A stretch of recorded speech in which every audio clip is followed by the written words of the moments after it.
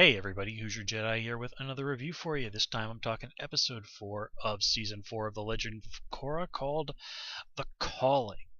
And this is an okay episode in my book. It's not spectacular, but it certainly is a serviceable one. Now, this is the episode where we really focus in on Iki and Milo as characters for the first really serious time in the history of the show. We got quite a lot of stuff going on with Jinora starting in season 2 and her spiritual journey, and season 3 kind of culminated with her getting her airbending master tattoos. But for the most part, Iki and Milo have just kind of been confined to being comic relief. And here's where they finally get a little bit of spotlight. And it certainly works well enough. Iki has shown that she's grown somewhat beyond just being the annoying little blabbermouth. And even Milo does show that he's grown a bit, but is still this sort of weird, somewhat deluded kid. And again, this is all well and good, but it just sort of feels like kind of they threw these two a little bit of a limelight as the show marches towards its grand conclusion. And again, that's certainly nice to sort of give these two characters a little bit more depth before we head out the door, but to put it bluntly, I gotta say, this feels like a bit like too little too late. You know what I mean? And honestly, while I was watching this, while I was having fun with what was going on, particularly the stuff with Iki and the two soldiers, continuing Avatar's grand tradition of making even sort of the small and more minor characters very distinctive. You know, the kind of characters that do, even though they don't have a whole lot of juice to the plot, do tend to stick in your mind. So that's all. Again, that's all well and good, but I don't know. This if it wasn't for the kids actually finding Korra at the end of this episode, then it kind of feels like about half this episode could have been chucked, and the story really wouldn't suffer all that much. And then on the Korra side of things, well, we get to see her, annoying Toph a little bit more. We get to see more fun stuff with like Toph's just sort of being very cut to the chase with some of her more memorable times with Aang.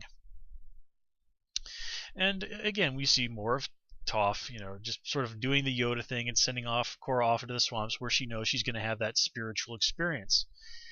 But again, this just sort of feels like more of what we've already seen.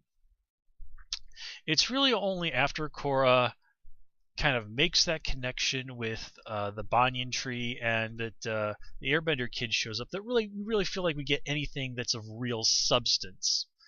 And this is basically Korra being forced to face the fact that she's still really hung up on those battles with, Zahir and Unalaq and Amon. And Toph even points out really nicely that you can't defeat the people that you are causing the problem now if you're constantly fighting enemies you've already vanquished. And basically, this episode really highlights that Korra has not let go of the fear and pain and all this that these previous bad guys had caused her. And of course, it's not easy to let go of the past. But, it's something that we all have to learn to do. The past is the past. What is. And you can use your past to bolster you, or you can be weighed down by it. And that's just a choice that you have to make. And it's not an easy one, but it's one we are all inevitably faced with. You will either come to terms with your past or you will continually be haunted by it. And that's kind of what Korra has been doing here. She's been running away from these feelings that she had and just being completely unable to let go and move on. And it's because of that she can't even properly face what is in front of her. And it was certainly nice to see those little cameos by the previous bad guys.